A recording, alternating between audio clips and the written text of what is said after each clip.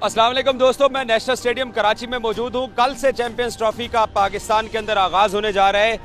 और पाकिस्तान और न्यूजीलैंड का पहला मार्का कल खेला जाएगा। ये मुकाबला जो पाकिस्तान न्यूजीलैंड का है ये बड़ा अहम है पाकिस्तान के लिए। अगर पाकिस्तान इस मुकाबले में कामयाबी हासिल करता है तो आपके सेमीफाइनल में पहुँचने के जो इम्कानात हैं वो बड़े रोशन रहेंगे और खुदा न खास्ता अगर ये मैच पाकिस्तान के हाथ से निकल जाता है तो फिर आप डू एंड डाई की सिचुएशन पे चले जाएंगे अपने दोनों मैचेस के लिए।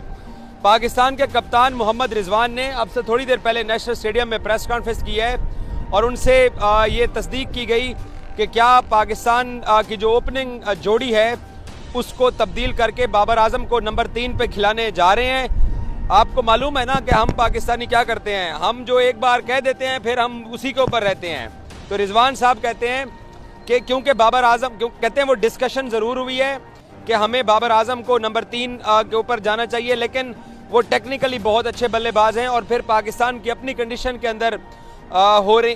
चैंपियंस ट्रॉफी हो रही है। उन्होंने कहा है कि आगे न्यूजीलैंड का जब पाकिस्तान ने टूर करना है तो शायद तब जो है वो हम ओपनर चेंज कर लेंगे, लेकिन फ़िलहाल हमने ये डिसाइड किया है कि बाबर आजम के ऊपर ही हमें इन्हिसार करना चाहिए बतौर ओपनर और नंबर 3 की जो पोजीशन है उसके लिए अब फैसला होगा कि क्या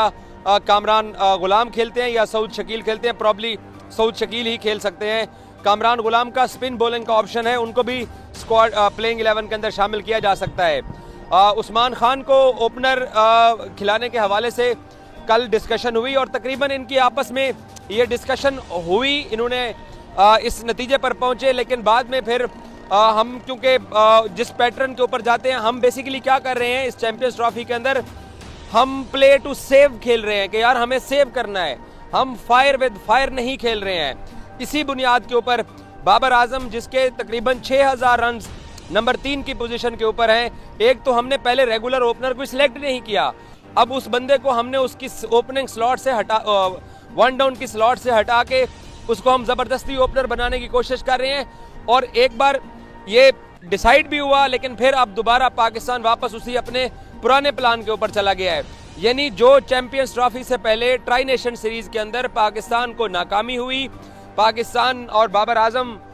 दोनों कुछ नहीं कर सके, हम वापस उसी के ऊपर चले गए हैं। इसको अब तसलसल कह सकते हो, हमारी जिद कह सकते हो, या हम सबसे बेहतर हैं, बेहतर सोचते हैं ये कह सकते हैं, या आप ये सोच सकते हो कि कामरान गुलाम जो है या सऊद शकील, इन दोनों में से एक खेलेगा। कामी के पास लेफ्टी एडवांटेज है। तो आप उस वक्त जब सिलेक्शन हुई थी मैंने आपको कहा था कि भाई आपके पास जेन्युइन ओपनर नहीं है, आप बाबर